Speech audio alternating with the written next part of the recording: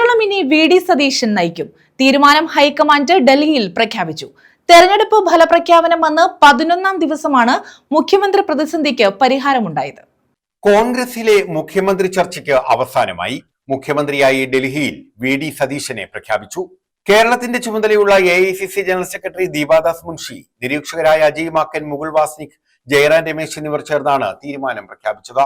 മുഖ്യമന്ത്രി പ്രഖ്യാപനം സംബന്ധിച്ച് ഡൽഹിയിൽ തിരക്കിട്ട കൂടിയാലോചനകളായിരുന്നു നടന്നത്. രാഹുൽ ഗാന്ധിയുടെ വസതിയിലും മല്ലികാർജ്ജുൻ ഖാർഗെയുടെയും വസതിയിലായിരുന്നു കൂടിക്കാഴ്ചകൾ. പ്രിയങ്കയും KC വേണുഗോപാലുമായിരുന്നു രാഹുലിന്റെ കൂടിക്കാഴ്ച. AICC general secretary Deepa Das Munshi, നിരീക്ഷകരുടെ ചുമതലയുള്ള അജയ് മാക്കൻ, മുകുൾ വാസ്നിക് എന്നിവരും ജയറാം രമേശുമായിരുന്നു ഖർഗെയുടെ കൂടിക്കാഴ്ച. ഇതിനുശേഷമായിരുന്നു മാധ്യമങ്ങളെ നേതാക്കൾ കണ്ടത്. ഇതിനിടെ രമേശ് ചെന്നിത്തലയെയും വി.ഡി. സതീശനെയും രാഹുൽ ഗാന്ധി ഫോണിൽ വിളിച്ച് സംസാരിച്ചു. തെരഞ്ഞെടുപ്പ് ഫലപ്രഖ്യാപനം വന്ന 11ാം നാളിലാണ് കോൺഗ്രസിലെ മുഖ്യമന്ത്രി പ്രതിസന്ധിക്ക് പരിഹാരമായത്. ഫലം വന്ന് ഉടൻ പ്രഖ്യാപനം ഉണ്ടാകുമെന്നായിരുന്നു മുതിർന്ന നേതാക്കൾ പറഞ്ഞത്.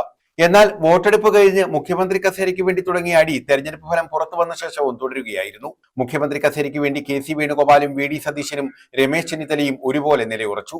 സംസ്ഥാന വ്യാപകമായും ഡൽഹിയിൽ വരെയും നേതാക്കൾക്ക് വേണ്ടി അണികൾ ഫ്ലക്സ് ബോർഡുകൾ സ്ഥാപിച്ചു.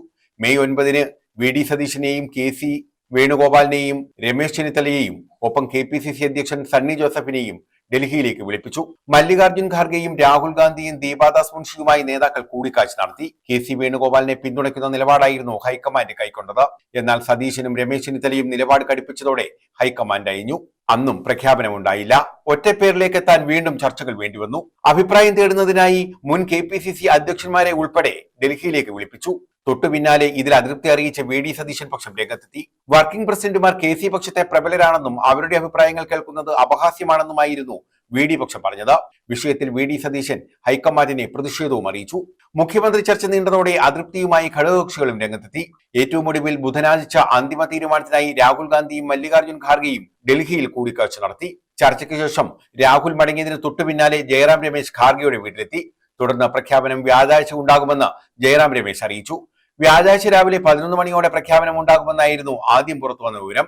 എന്നാൽ രാഹുലിന്റെയും ഖാർഗെയുടെയും വസതിയിൽ നടന്ന യോഗത്തിന് ശേഷം പ്രഖ്യാപനം മാറ്റുകയായിരുന്നു. News desk.